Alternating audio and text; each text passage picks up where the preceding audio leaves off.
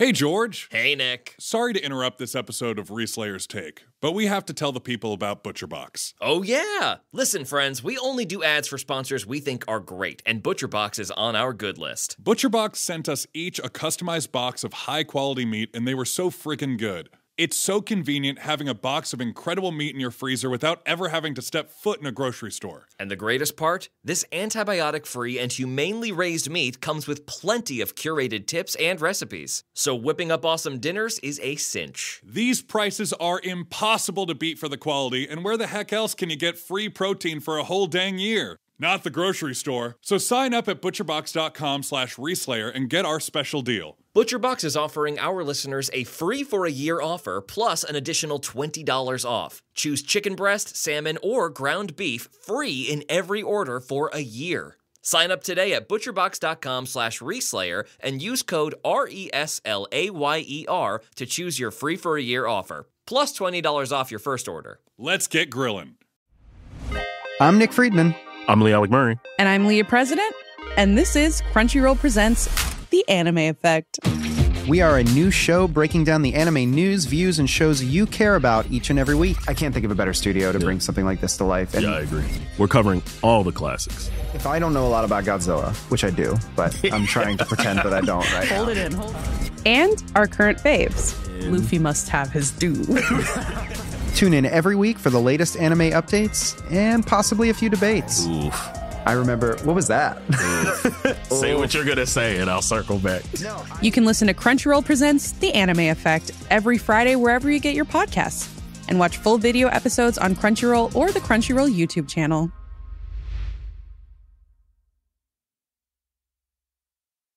Welcome to the Reslayer's Take. I'm George Primavera. And I'm Nick Williams. In this podcast, George and I lead a group of players through an exciting improvised adventure in Exandria, the magical world of Critical Role. We're playing Dungeons & Dragons 5th edition, but you won't need to know the rules to follow along. All you need to know is that nothing the players do is scripted or planned, and their fates are determined by their own cleverness and the random chance of rolling a 20-sided die. You can listen to new episodes of the Reslayer's Take every Monday, anywhere you stream podcasts. Or if you want to listen to the podcast 2 weeks early and uninterrupted by ads, join Beacon at beacon.tv. Last but certainly not least, if you're enjoying the story, please consider leaving a rating and review. Your feedback might inspire someone new to join this adventure. Now, without further ado, welcome to the Reslayer's Take. One day after the encounter with Rhymefang's ghostly bones, Idrin, Farah, Hira, and Frog gather around a shockingly messy table, watching Ranger Timpani Guff frantically rifling through papers, connecting strings to various sketches and maps plastered over one of the walls of his studio apartment in the outskirts of the city of Vasselheim. Look at this. Timpani shuttles all of the empty cans off of the table and slams down a large map full of red X's and red string running from different towns and areas within Issylra. He points to a big red circle around a marshland to the south of Marrowglade Loch, with the words Josgren's Hollow scribbled beneath.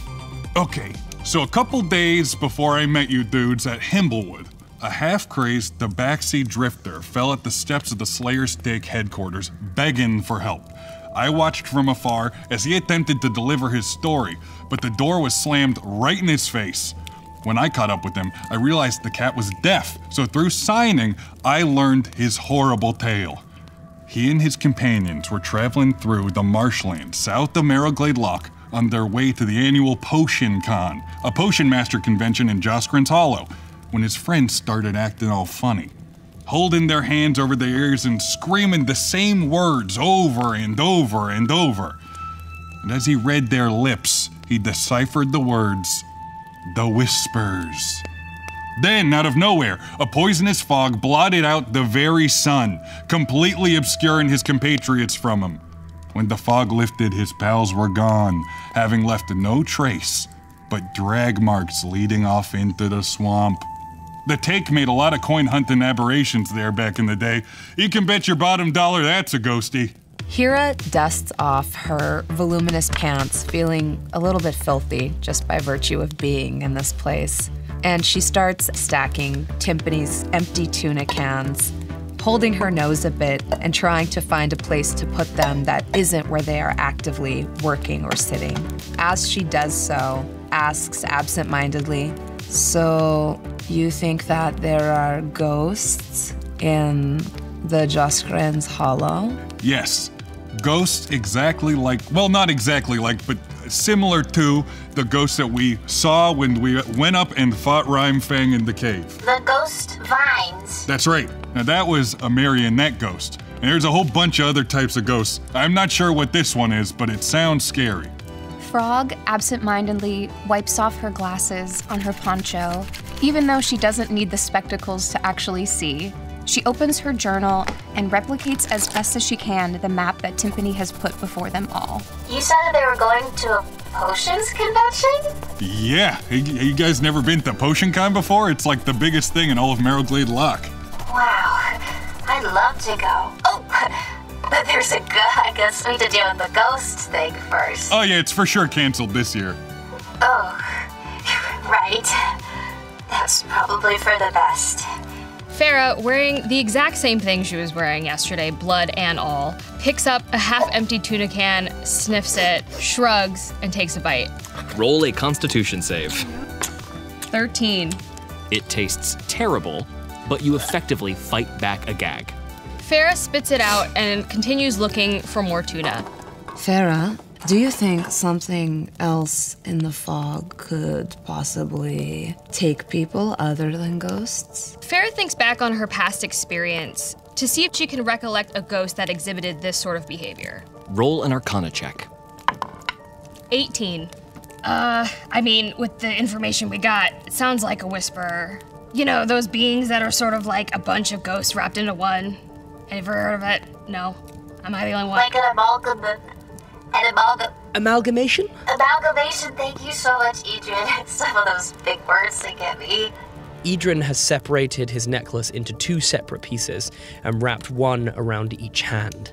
Well, I'm not afraid of any ghost. That's the spirit. I ain't afraid of no ghost neither. Idrin looks at Farah. So when you say it's multiple figures inside of a body, it's almost like they've been reborn and blended together? No, there's no body involved. It's just, you know, these minor ghosts stick together, do more harm in packs. Oh, okay, good. Then it's not related to, never mind. I'm in. And these potion con goers, can they be saved? Well, I think until we're proven otherwise, we gotta treat this like a rescue mission. People were taken, we don't want anybody getting hurt on our watch, and now that the Reslayers take are an official team, we have a responsibility to keep that from happening. Also, is there gonna be any, copyright issues with Reslayers take? Well, Hildwell did say that if we continued to operate in any sort of capacity that he'd send people after us, so I think a knockoff name is kind of the last of our problems. I'm more worried about these whisperers anyways. Do we get earplugs? Timpani gestures to his hoarder's nest of an apartment. Well, as you can see, I'm very well stocked, so if you guys need anything, you can just pick up whatever you find. So, I might have something to jam your ears up. I got, let's see what we got here in this pile. There's some hempen rope, flint, 4 good rations, and just take whatever you need. Farah shuffles through the piles of trash, hoping that she'll find a hidden gem buried beneath all of the clutter. Roll an investigation check. 14. Farah reaches deep into one of the largest piles, finds something hard and metallic, and withdraws her hand, holding a bejeweled egg. She gives it a little twist, and it breaks in her hand. I mean, beggars can't be choosers, am I right? Frog puts her journal back in her old knapsack and looks around for any small tools that might supplement her tinker's tools. Roll an investigation check. 18. Whoa, Timpani, this is a really nice screwdriver. I wouldn't have expected one of these to be in here. Oh yeah, that screwdriver belongs to my cousin. I was wondering where that got to. Do you mind if I take it with me? I haven't seen it in 3 years, and he hasn't mentioned it to me, so go for it. Okay, great, because you see my body, it's all metal, and I have some knowledge about how to like fix myself, and so this will really help out in the long term. Frog will make all Tinker's Tools checks with an additional +1 bonus. Hira has very carefully stacked all of the cans from the ones that smell the least bad to the ones that smell the most bad by the door, hoping vainly that this will inspire Timpani to throw them away. While doing so, she's also made his bed, and amongst the sheets and pillows found a few torches and sundry items to restock her own adventurer's bag. With a flourish, she presents the bed to Timpani and says, "Doesn't this help your self-esteem, maybe?" Oh wow, you found my big chair. I was wondering where that went. You see the light fade from Hira's eyes a bit, and for a moment, her horns look like they droop. Idrin searches through this pile of chaos to find himself a piece of chalk, a small bottle, a candle, and then looks even further to see if he can find any holy water. Roll an investigation check. 16. Idrin suspiciously walks over to a giant pile of old scrolls, sees an odd lump in the middle, and sticking his hand in, pulls out a little bottle of water. It is marked with the intricate symbol of the Dawnfather, a bronze 8-pointed star. As Idrin, Hira, Frog, and Farah outfit themselves, Poogs the Goblin walks in, grinning wide with his shiny white dentures. I got a little surprise for all of you to celebrate our first big mission, or, you know, our first planned mission. He sets down a small wrapped package and unfurls a host of pristine cupcakes. There's a baker in Vasselheim that lets me use his oven as long as it's not during normal hours. I think I got the recipe right this time. I promise, no cheating, no delicious dust, just Poogs' sweat. Huh? You wanna take a bite? Yes! Idrin takes a hefty bite. Immediately, one word leaps to the front of your brain. Salty. Tastes like hard work. Do you like it? Yes. Excuse me, does it taste like sweat? Because, Pooks, why did you say sweat? You put sweat in it? Well, I heard that what makes really good cupcakes are blood, sweat, and tears. What of those three are in these? Oh, no blood, and I just couldn't get myself to cry because I was having too good a time. But lots of sweat. I just overcompensated. And you made these yourself? The baker didn't help or assist or say what's right or what's wrong? Not even a little bit. I did it all on my own. Did they see you make them? Nope. I go after hours. Do you have a key then? Yes. Poogs, are you breaking and entering? Do you want to try a cupcake, Farah? Farah takes one of the cupcakes and shoves it in her mouth. Despite the saltiness, it's washing down the taste of the old tuna. With her keen ear for deceit, Hira scrutinizes Poog's body language and intonation to discern whether or not he's lying. Roll an insight check. 13. Poogs is certainly breaking and entering. Poogs, Uh-huh. I am not the most honest person, but I don't know what you could possibly be getting at.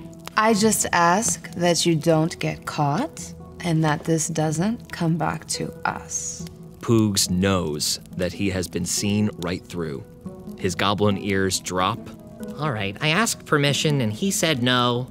But the oven's so nice, and he's got so many ingredients. Did he have sugar? What's that?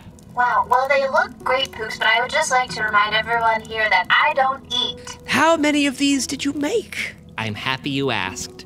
Poogs takes off a backpack, opens the lid, and 15 pretty much ruined cupcakes are crammed into his knapsack. Incredible, Poogs. This was very kind. Would you happen to have any fresh cups of water for us to enjoy them properly? That sounds great. I'll be right back. Thank you. Idrin waits for Poogs to leave and then shuts the door. I genuinely think we could use these cupcakes to fight off spirits, because there's salt in them. I've heard that sometimes spirits don't like salt. So, if push comes to shove, we take a cupcake and we throw it. Wow, like a salt bomb. Precisely. I guess you're really putting the salt in assault. Could you explain that to me? I cannot. Timpani comes out from the back room, throwing on his old tattered barn coat. Oh boy, Poogs is salt bombs! I love when he bakes and enters. Timpani jams 2 cupcakes into his huge mouth and waves the party on.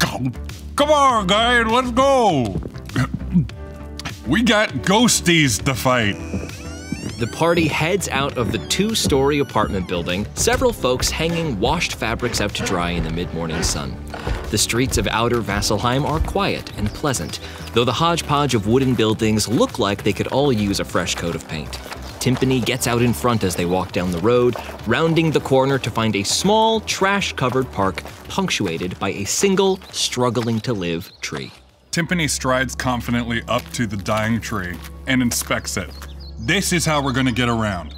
I actually did this to get the Gert's place. Remember Gert, the guy in the swamp? Yeah, the disgruntled dwarf who we stole all those items from, kind of. Borrowed.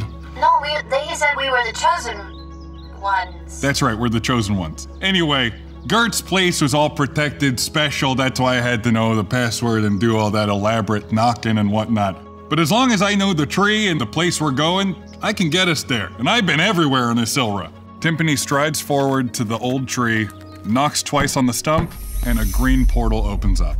All right, 5 waters. Thanks, Poogs. Idrin takes one and downs it. Farah grabs a water and chugs it. I don't really drink stuff either. Idrin, do you want mine? Yes. Idrin takes frogs and downs it. Hira is holding her water as well as her cupcake aloft away from her as though she doesn't know what to do with them. Some things are better consumed with your eyes than with your mouth. That's what our neighbor Bongo says every time I try to give him a cupcake. None for me. I want to keep the taste of those cupcakes in my mouth all day long. Ha, thanks, Timpani. Timpani readjusts his pack, looks back at the group one last time, and says, "All right, Reslayer's take. Let's get to reslaying," and hops through the portal. Poogs follows after with a joyful shout. Let's go! I'll go next. Idrin jumps in. Here I go. And Frog steps in. Hira exchanges a knowing look with Farah, knowing full and well the danger they are stepping into, perhaps better than the rest of the party. She takes a piece of cotton, puts it in both ears, and hands the remaining fluff to Farah. Farah takes it, stuffs them in her ears. Time to die. Farah gives one last knowing nod to Hira and walks through the portal.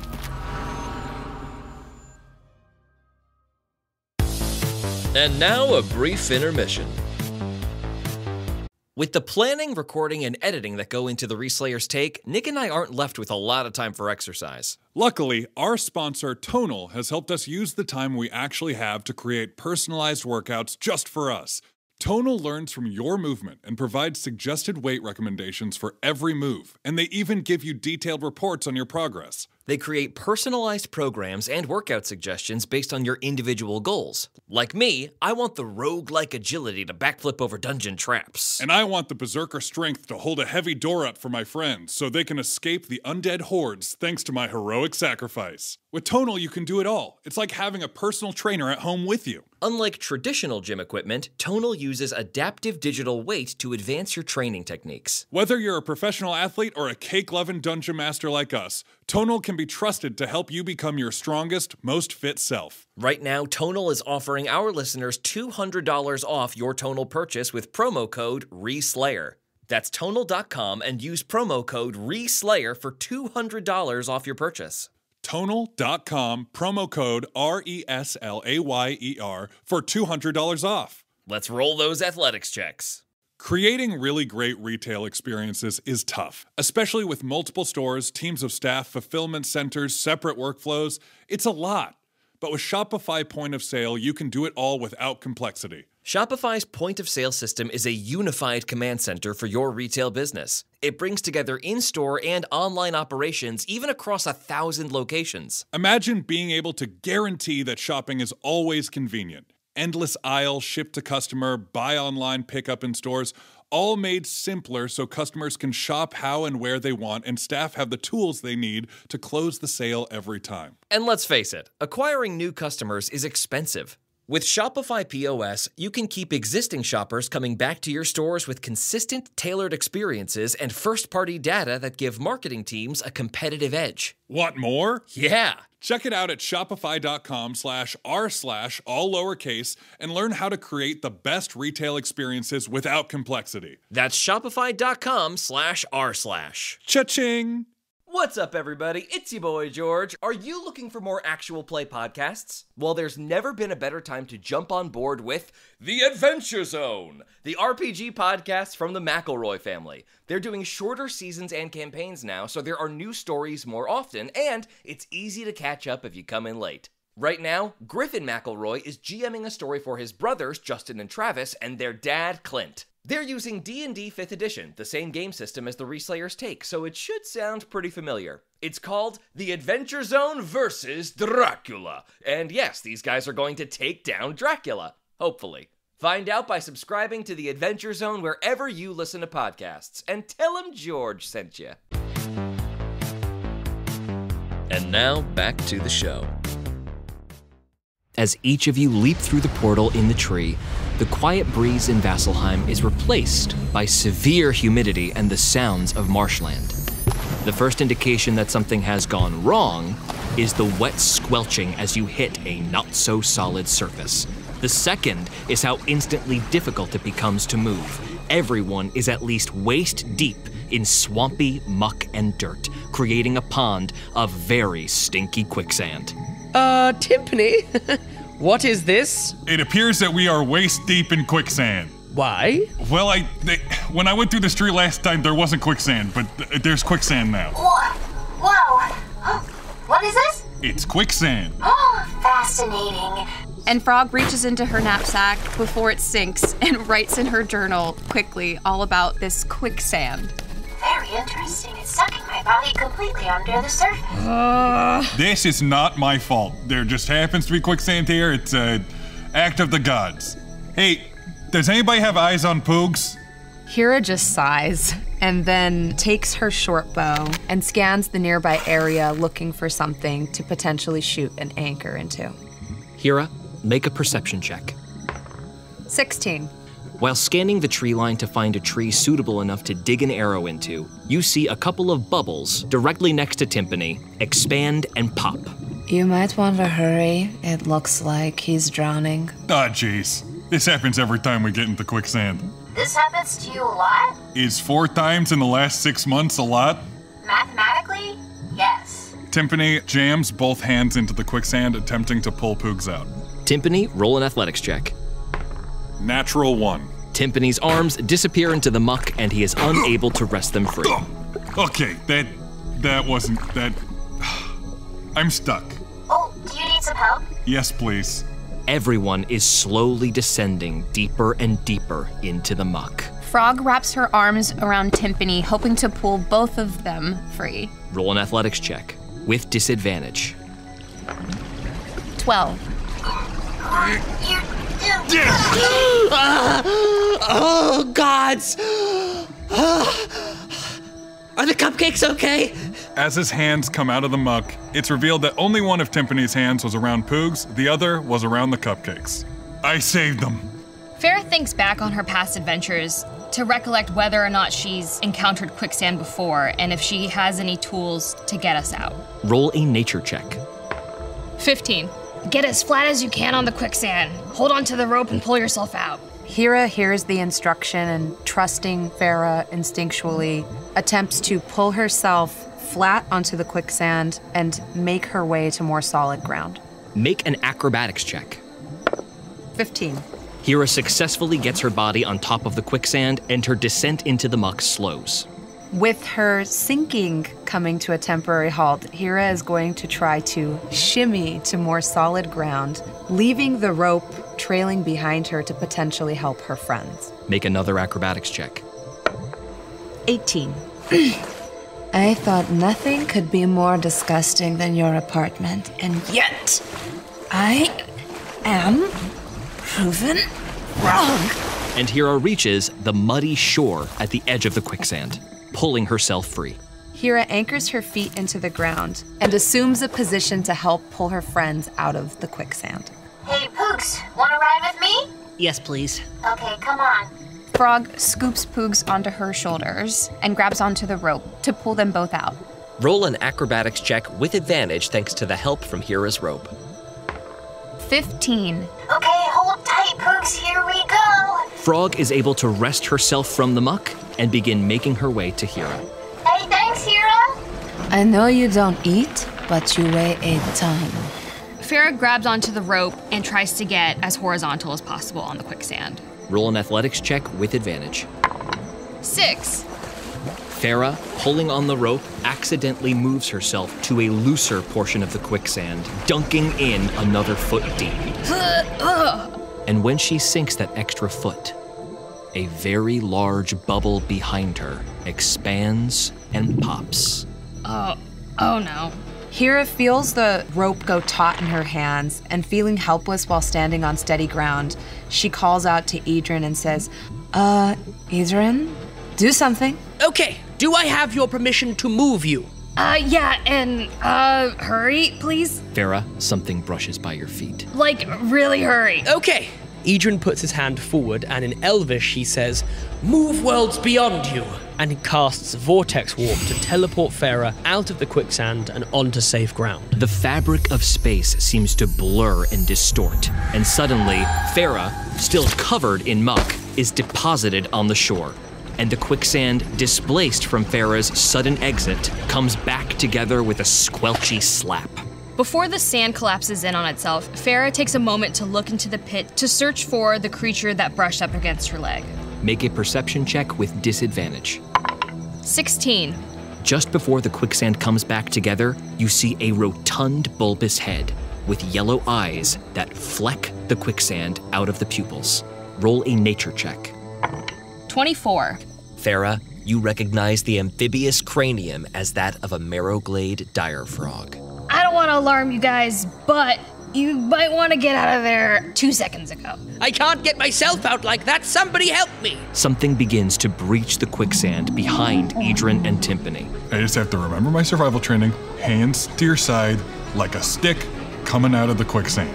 As rigid as possible. Idrin raises his hand with the half-eaten cupcake. I have a better idea. Idrin tries to throw it into the creature's mouth as it rises. The quicksand separates, the big yellow eyes expand upward, and then a mouth 5 feet wide opens. Idrin throws.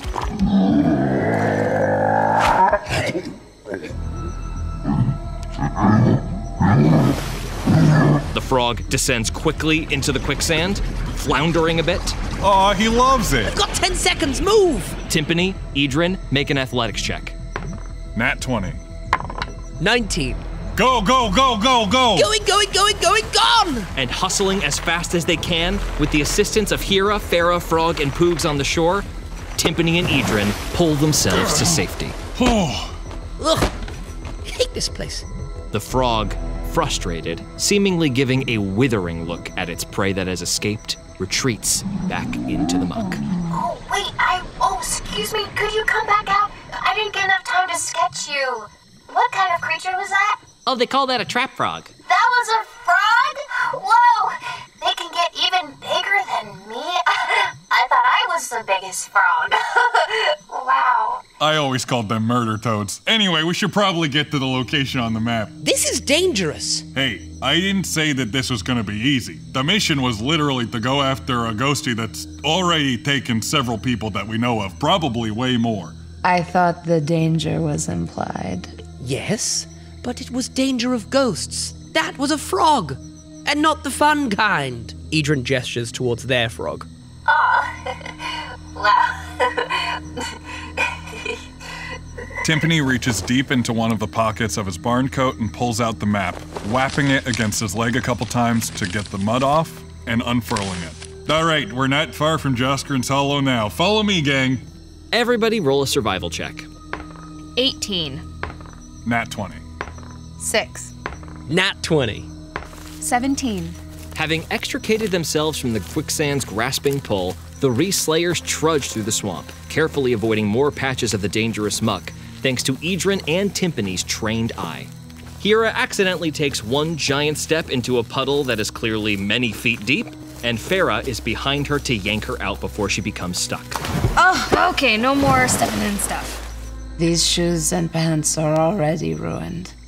Finally, the party stumbles upon a heavily worn path, and following it, spot the front gates of Josgren's Hollow. A banner seems to have been hung up, but it currently dangles from one end, unreadable. But in front of the entrance of the town, a sign is posted directly in the center of the path. As you approach, it reads, "Silence will save you. Beware the whispers. Turn back now."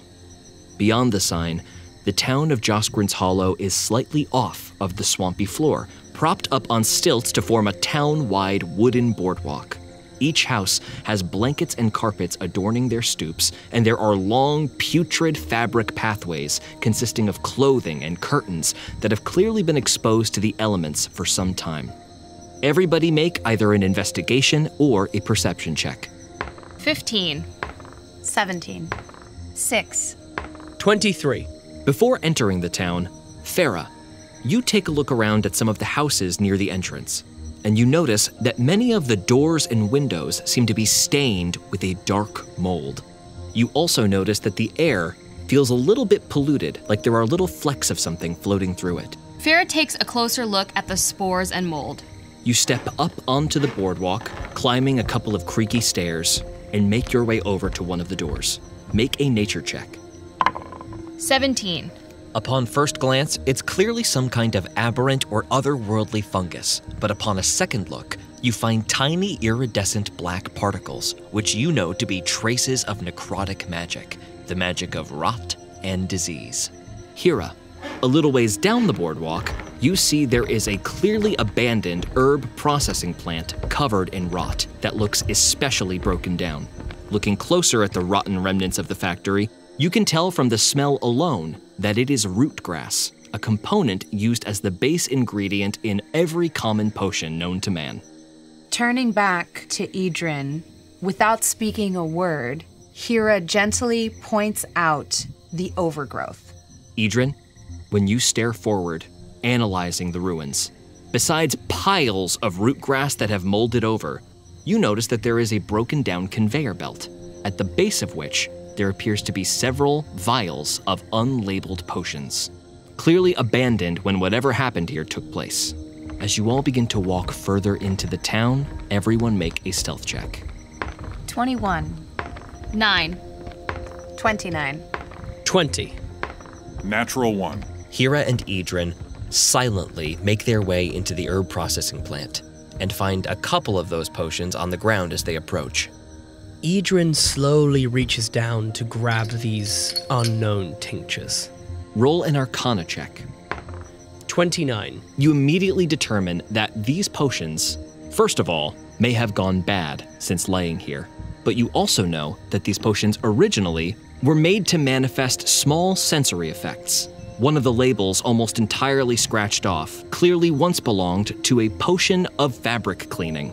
Another to a fun potion known in bars as Glow Nose. You would know that a potion that has turned to this degree may still be useful, but the effects can sometimes be unpredictable.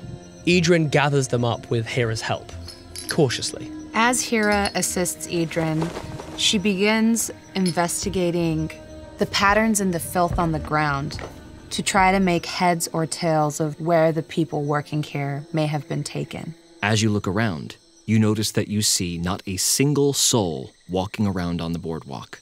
Roll a perception check. 16. As you scan the area, through a foggy window of someone's house, you see a frightened face looking at you from beyond the glass. As you make eye contact, a curtain whips in front of the window and they are gone. Taking a look at the floor to analyze the patterns in the fungal spores that have rested on the wood, you find no footprints on the wood, covered evenly with dark brown and black spores. The fabric pathways, however, appear to be heavily trodden. Noticing this and not wanting to lose her lead, Hira very quickly and quietly makes her way on the fabric path towards the window where she saw the face. Her footsteps are muffled by the pathway. Not wanting to knock at the door and make noise, Hira instead looks in the window, trying to gesture with her hands. The curtain curiously peeks open, and a small child's face stares up at you, full of fear. Seeing that the child is scared, Hira crosses her eyes and sticks her tongue out, making a funny face. Make a performance check. 14. A smile spreads across the child's face. They giggle inaudibly through the glass, and then the curtain whips open, A disgruntled man staring angrily out at you holds a finger to his lips and points to the entrance of town, whispering through the glass. Leave this place. The whispers, they'll be coming. Hira takes out a piece of parchment and writes on it, "We're here to help," gesturing back at her friends behind her. Roll a persuasion check. 19. The man looks down, looks at his daughter, looks back up to Hira, and there is a subtle, grateful nod. And then the man looks over your shoulder, confused and surprised. While that's going on, Do you see any signs of anything? Frog looks about the air to see if any fog resides, like they heard in the story. roll a perception check. 6. Flitting through the air, you see small black particles moving with the wind, but no large fog cloud like it was in the story. Well, Pooks, I don't see any of the fog that we heard about in this story, but there are these black particles floating around that seem to match with the mold that's on all the houses here. I wonder if it's a bad mold or a good mold. Like, are the people here using it to dampen the sound? Timpani, I think the mold is to dampen the sound. That's very clever. So if I walk on the boardwalk with the mold on it, it's not gonna make a single sound. Watch. Many doors from many houses open, everyone holding fingers to their lips in a chorus of shushes. But I was implementing your... I was trying to use your very smart technique to keep quiet. Farah, as you examine the mold up close, you feel something tickle your nostrils. Make a Constitution saving throw. Natural 1.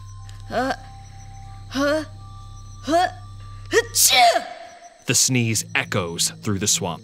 Everybody immediately retracts and closes their doors. And far, far in the distance, something joins the ambiance of the swamp. Something hushed and whispering. As all of you frantically look around, looking for the source of that noise, Hira walks past everyone, staring curiously at a figure that is approaching the town. A familiar face. With a maul strapped to his back, Igor, Heldwell's assistant, storms towards Josgren's Hollow. This massive, muscular wereboar calls out to all of you from afar. I thought Heldwell done told you, if you kept this up, the Slayer's Take are gonna make trophies out of the whole lot of you. But you just wouldn't listen, huh? What are you, dumb or something? The hairs on the back of your neck stand on end. Your metallic components go cold. The haunting whispering grows louder and louder. Hira uses thaumaturgy to make her voice 3 times as loud as normal and goes,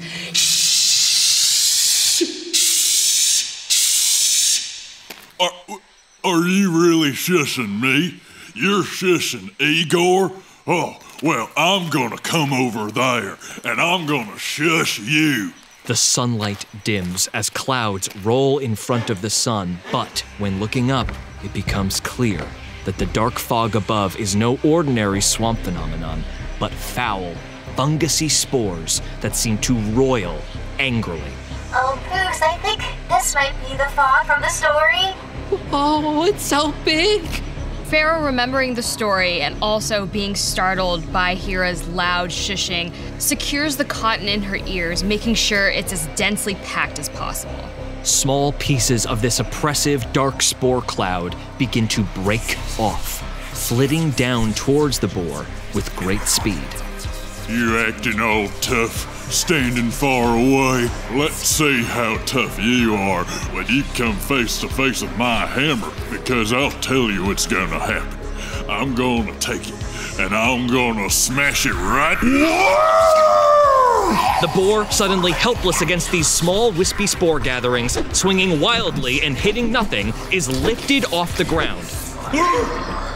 soon disappearing as he is taken up into the massive cloud. But even as that cloud begins to retreat further upwards, more of these small sporous gatherings, these willow whispers, begin to encroach upon our party. The shapes of gaping mouths and bulging eyes momentarily appear in the round orbs of decay. The whispering is deafening.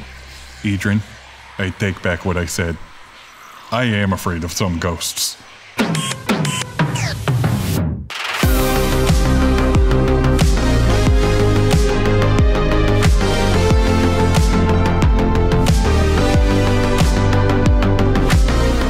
The Reslayer's Take is a Meta Pigeon production in partnership with and distributed by Critical Role Productions, developed in association with Hero Club. Game mastered and produced by George Primavera and Nick Williams.